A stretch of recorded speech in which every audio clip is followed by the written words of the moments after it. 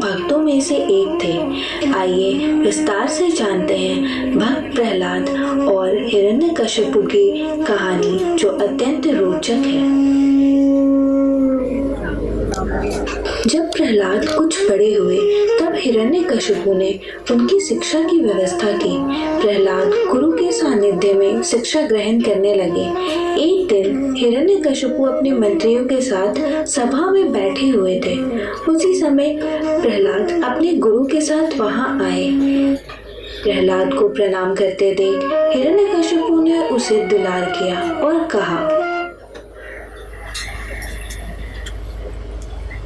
प्रणाम पिताश्री। वत्स, तुमने अब तक अध्ययन में जो कुछ भी सीखा है उसमें से कुछ अच्छी बातें सुनाओ।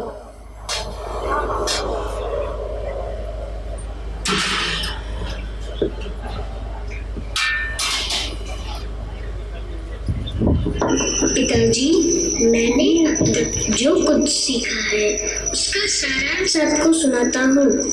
जो आदि, मध्य और अंत से रहित, अजन्मा और शून्य है, समस्त कारणों के कारण तथा जगत के स्थिति और अंतकर्ता उन श्री हरि को मैं प्रणाम करता हूँ।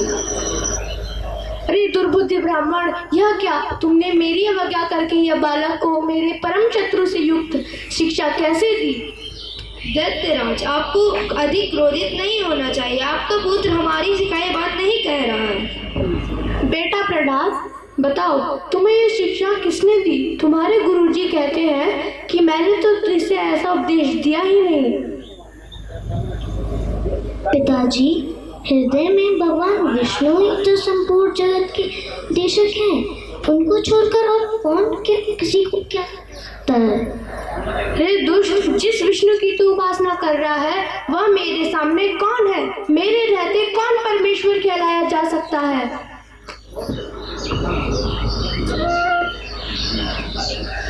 यह सुनकर दैत्यराज हिरण्यकशिपु के नेत्र क्रोध से लाल हो उठे। उसने कांपते हुए होठों से प्रहलाद के गुरु को बुलवाया। के प्रति भक्ति और श्रद्धा भाव को कम नहीं कर पाया। तब अत्यंत क्रोधित होकर हिरण्यकशिपु ने अपने सेवकों से कहा,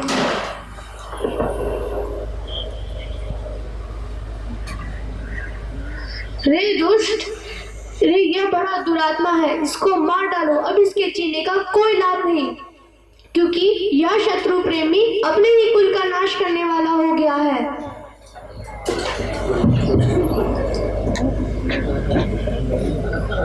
हिरण्यकशिपु की आज्ञा पाकर उसके सैनिकों ने प्रहलाद को अनेकों प्रकार से मारने की चेष्टा की, पर उनके सभी प्रयास श्री हरि की कृपा से असफल हो जाते थे। उन सैनिकों ने प्रहलाद को अनेकों विषैले सांपों से डसवाया और पर्वत शिखर से गिराया, पर भगवान की कृपा से प्रहलाद को कुछ भी नहीं हुआ। उन सब ने प्रहलाद पर अनेक प्रकार के अस्त्र शस्त्रों से आघात किए, पर प्रहलाद को कुछ नहीं हुआ। उन्होंने प्रहलाद के हाथ पैर बांधकर समुद्र में डाल दिया, पर प्रहलाद फिर भी बच गए।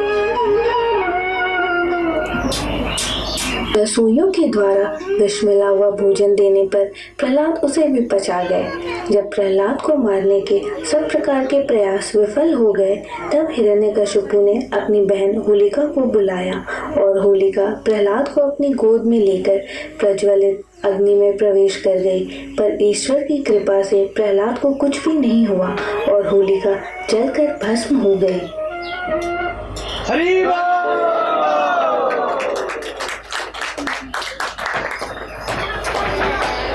हिरण्यकशिपु के दूतों ने उसे जब यह समाचार सुनाया तो वह अत्यंत क्रोधित हुआ और उसने प्रहलाद को अपनी सभा में बुलवाया।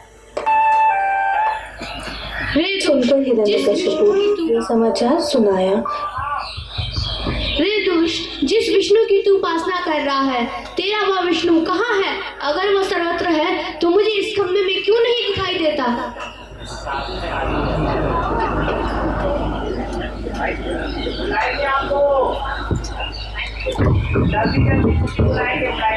प्रभु, मुझे तो वो इस खंबे में भी दिखाई दे रहे हैं।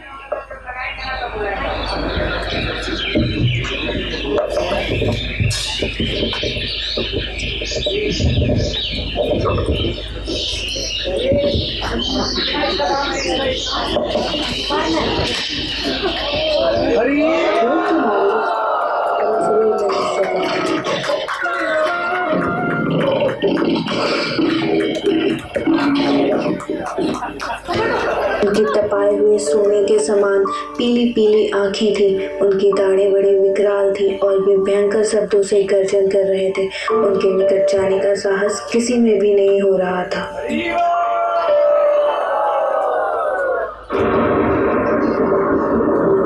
अंत में उसे झपट कर दम पहुंच गया और उसे सभा के दरवाजे पे ले जाकर अपनी जांघों पर गिरा लिया और खेल ही खेल में अपने नाखूनों से उसके कलेजे को फाड़कर उसे पृथ्वी पर पटक दिया।